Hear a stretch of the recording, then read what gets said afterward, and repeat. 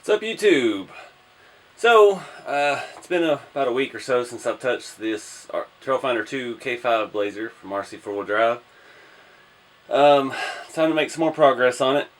And in this video, I've done two things. I haven't done one yet, but I'm going to do two things. One I've already done. I've lifted it a little bit more. Now I just added some more leaf springs. I believe the last time I talked about it with you, I had removed the smallest leaf from the leaf pack, and that was giving me way too much rear squat. This body weighs so much with that hardtop on. So where we're at on the suspension, sirens in the background. I've got the Bruiser, actual RC4wd drive made for Bruiser shackles. They're one piece and they're taller. They're about a 1/4 inch longer than the standard Trailfinder 2 shackles. So what that did, it gave us a little bit of lift, but mainly it corrects the pinion angle. And then I've also added, I've got the rear shocks on the most outermost mount, and I've added some of their Super lift blocks. Now I've done the medium lift blocks in the front and the tallest ones on the rear, and it's still sagged in the rear because of the body weight. It's just so much. So I went back tonight and I added another medium length leaf spring to all the way around on all four corners, and that's got us looking a little better. It still sags in the rear, but a lot of that has to do with my servo position in the front. It's keeping the body from setting down any lower in the front. The mounts, the way the mounts extensions work on the Trailfinder 2 frame, they have a little bit of movement. So the body sets right on the servo on the front, and the mounts will adjust up just, we're talking tiny fractions of millimeters here. So, but that's why it looks like it's dipping in the rear a little bit, which, old trucks, they always kind of sag in the rear. So the suspension, I haven't tried anything with that yet. I'm still working out the electronics. I moved the fuel cell for the receiver mount all the way to the rear, like the K5 body set the instructions tell you to do. And then I've added their extra tray, which sits in this area, and that's where the ESC is going to mount. I'm also having a problem with that because this was ready to run, and their giant Outcry ESC kind of gets in the way, and the body kind of sits on it, and I was having an issue with that. So I'm thinking about doing it anyway, upgrading the electronics, because after hanging out with Ray Wallace and seeing some of his rigs and all the quality electronics he has, I think it's time to do some upgrading. So that's where we're at on that. I can't drive it yet because I've got to drop some more money on better equipment. I need a better servo, I need a better motor, I need a better ESC. So I'm going to go ahead and start working on my V8. Now, if you remember, I think the last thing we talked about, we flipped the front servo down, which I was just talking about clearance issues. And you can see it here, angled forward, and I've got it all connected. Everything jives and works perfectly. All my steering links line up, and it looks like, that was what you should have done. So now I'm going to see if I can put this on. This is the RC4wd drive pulley kit with belt for the V8 scale engine. Now on their website it says this will not work with the Trailfinder 2 chassis because your steering servo is in the way. So I'm hoping, the only issue I might have is the servo horn sticks back. I can barely get my finger between it and the motor. That may be the only issue that we encounter, but I'm going to try it because this is an opening hood body. I want to try and get as much scale realism under the hood. So I'm going to try to get this installed and see if it will work with the current setup. Alright guys, I've got the servo out of the way. Not going to remove the motor because it's just a pain in the rear. I've got all my little things laid out here. So there's no instructions as usual, and there's nothing on the RC4wd website with a diagram of what goes where. The only thing I do know is that the timing chain cover here comes off.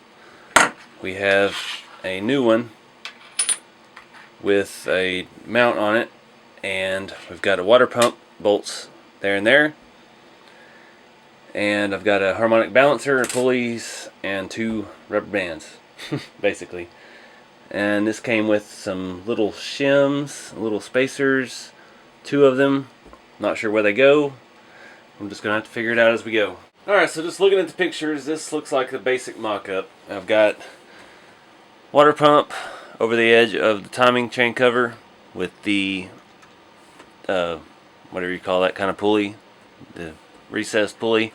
Then we have our harmonic balancer looking piece with 3 holes, and this pulley with 3 holes on top of it. I'm guessing I only use 1 belt. It just came with a spare, and I'm not sure what hardware goes where because they don't tell us. So got the front of the motor stripped off. I'm going to start with the timing chain, the water pump, and then we'll put the pulleys and the belts, and that should be it, hopefully. And I'm just guessing these little tiny, teeny little things here, if you can see those, they go in the pulleys, so they spin kind of, sorta. I'm just guessing. I'm going to try it. I'm not even sure which way the water pump goes. The water pump is not, well, maybe it is.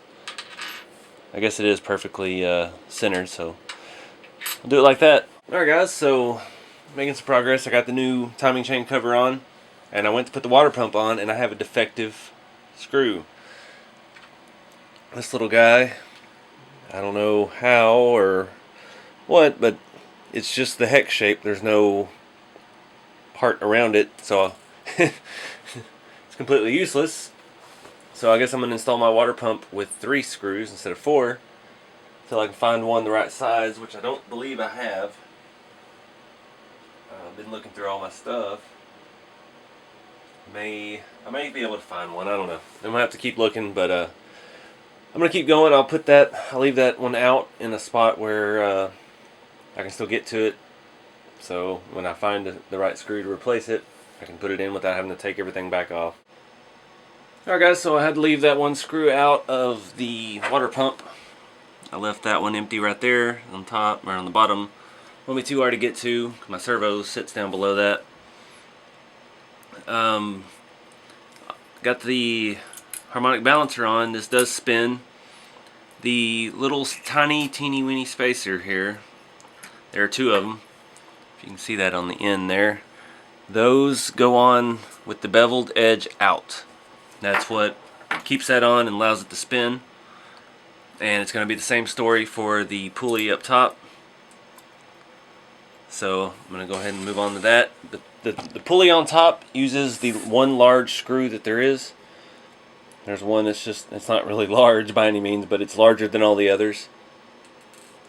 And just so you know, the bag of hardware, nothing's labeled. It does come with all of the screws needed for the timing chain cover. So if you already have the engine, you won't need those. You can reuse the original timing chain screws, which is what I did. So don't worry when you end up with 10 extra screws, because that's how many there are. Alright folks, it is on. You can see both pulleys turn together with one of the belts on it. Now, I've test fitted the servo, and at full right turn it does hit the lower pulley in a harmonic balancer. If I can get this thing back in here. But just barely. So if I move I'm getting full turn out of it, as much as it's going to turn. So if I put a small spacer on the bottom of the steering link and mount the link to the bottom side of the servo horn, it won't be a problem. Now this is the stock servo, this is the stock plastic cheapo servo horn with the stock tiny teeny little self-tapping plastic screw. So I don't know. Gonna have to wait and see. I could move the servo back a couple millimeters and be alright, and still move the servo arm on the bottom or the back side of the servo horn, but as you remember, this is all the way in the front. This is right up against the bumper. So we may have to start looking for low profile servos and spacers. We can move it away from the mount and get it back away from it. So it's still going to require some work, but it looks cool. Like I said, I've got the axial parts tree with the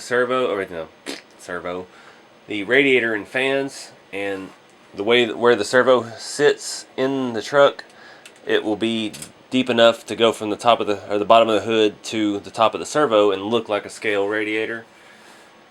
But we can't get there until we get all this mess sorted out. And I mean, it's bad enough they don't make any headers for this motor. So any detail we can add to this engine, we have to. That's kind of my rule with this build, is to try and make it as realistic as possible. So we've got to try to make this work. I may have to rethink the servo situation. But anyway, I hope that helps you, because there's no instructions on how to put this part on. So hopefully helps you understand it, figure it out. It's not hard, it's just kind of stupid to not have clear directions for anything. I don't know, maybe I'm spoiled because I grew up putting together Tamiya kits. And you know how, most of y'all know how Tamiya kits instructions are, you got 15 different languages and it's pictures, and to buy something so detailed and so expensive, I mean, this were $42 for this little pulley system. That's pretty pricey, and they have no instructions. But anyway, hope it helped y'all. We'll figure this out. I'm not going to take it off, so we're going to work around it. But thank y'all for watching. Stay tuned for more.